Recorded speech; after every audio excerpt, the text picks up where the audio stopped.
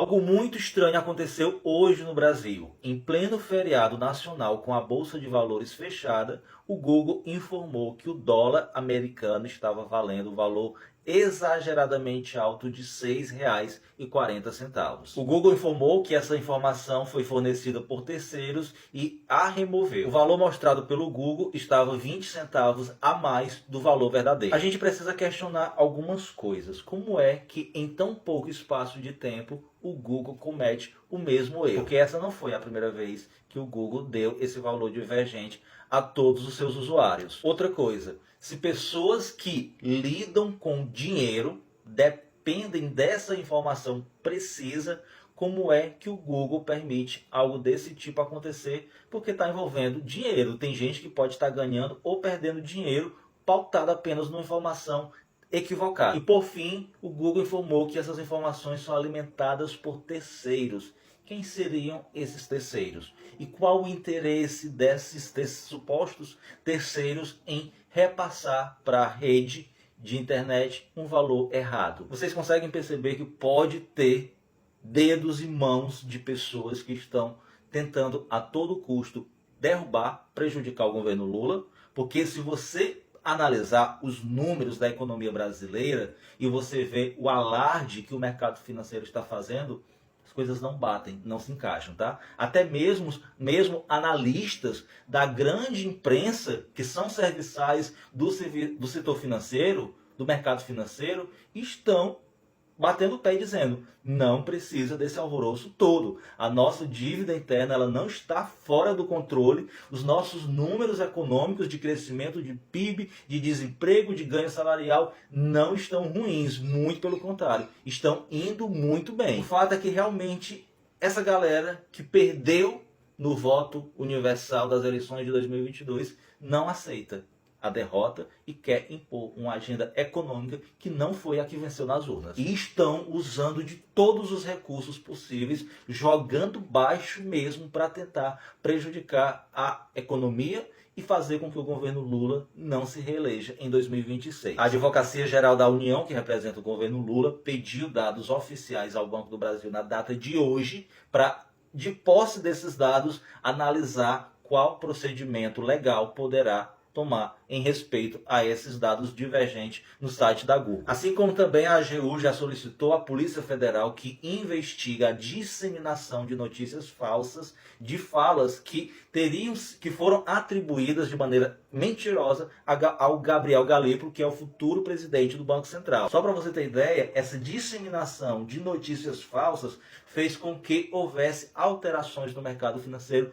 prejudicando também a alta do dólar, além de outros fatores, é claro. E para concluir, o PDT entrou com ação no STF contra a política de juros adotada pelo Banco Central, alegando que essa elevação exagerada e sem necessidade da taxa Selic não está levando em considerações consequências fiscais e sociais para o Brasil.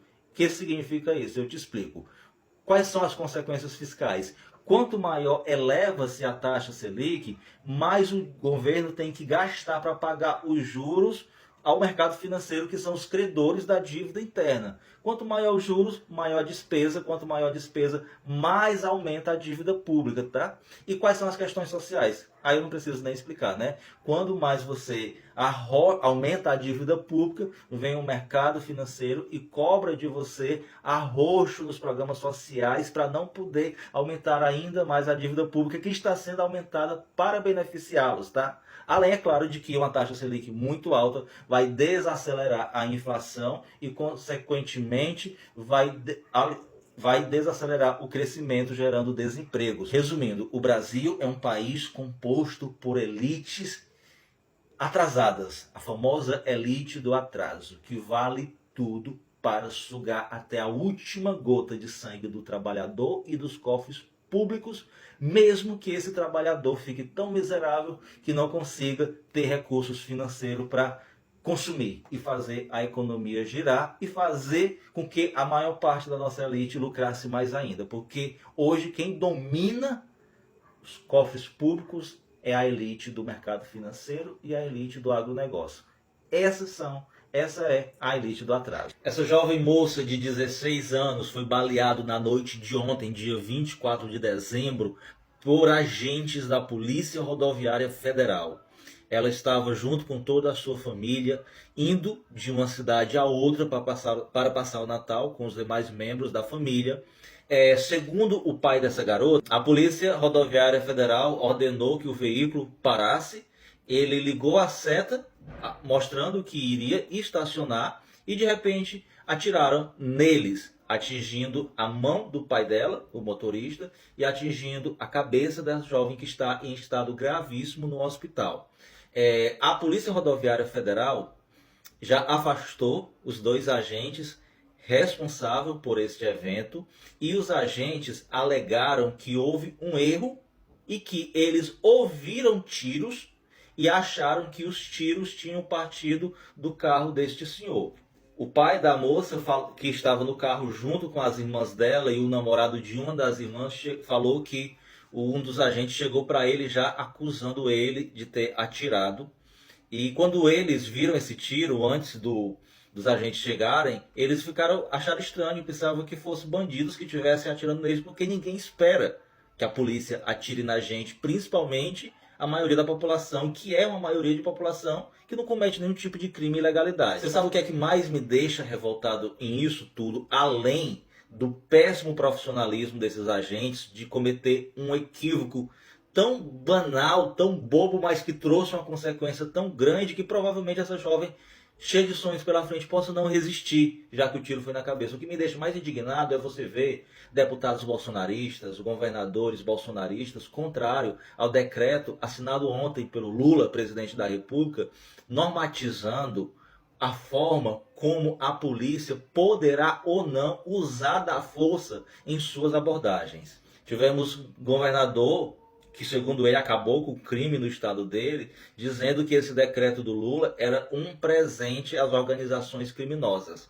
Para esse povo bolsonarista da extrema-direita, o normal deles é a polícia atirar, matar, para depois ver quem elas atiraram e quem elas mataram. E assim é a lógica da extrema-direita, que pode matar desde que não seja os seus e a si próprio. Porque no dia que eles mesmos são vítimas da polícia, eles são os primeiros a vir nas redes sociais chorar, chorumingar, como aconteceu com aquele deputado bolsonarista de São Paulo que levou um soco no rosto da polícia e gravou uma live cobrando o governador e dizendo que tinha votado contra o uso obrigatório das câmeras no uniforme dos policiais. A Polícia Rodoviária Federal já afastou esses 2 agentes.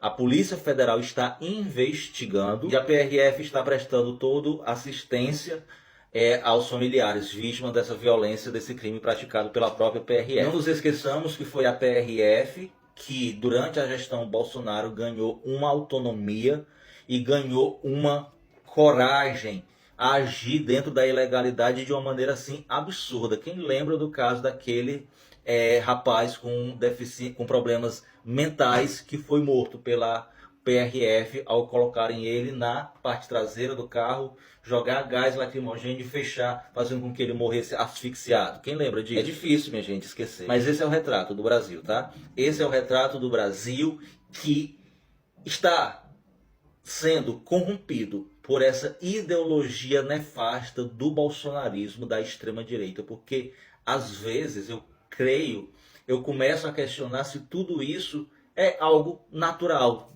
da vida material, ou se tem algo de espiritual, de algo diabólico, porque é algo assim tão grotesco, é algo assim tão perturbador, tão perverso, que a gente se questiona. Meu Deus, será que essa pessoa está com as suas faculdades mentais ok? Será se isso é só perversidade que ela tem guardada dentro de si? Será se isso não é uma contaminação espiritual? Porque a gente que é uma pessoa do bem, que não tem ódio no coração, não deseja o mal para ninguém, como os bolsonaristas, a gente fica espantado com tudo isso. E só para concluir, o governo Lula, através do ministro da Justiça, Ricardo Lewandowski, além de ter assinado esse decreto que obriga as polícias a abordarem da maneira correta as pessoas, sem o uso da força, sem o uso da violência, só em casos excepcionais, garante aos estados que não cumprirem com essas normas objetivas restrições a acesso a fundos financeiros de ajuda do governo federal à área de segurança pública desses estados. E mais uma coisa, essa semana que passou, o governo Lula também revogou o decreto do Bolsonaro que dava poderes para a Polícia Rodoviária Federal atuar junto com o Batalhão de Choque, junto com a PM, em operações nas comunidades, nas favelas, limitando a atuação da PRF apenas nas rodovias, porque foi para isso que essa polícia foi feita, não para estar fazendo operação em favela e matando gente pobre, preta e inocente.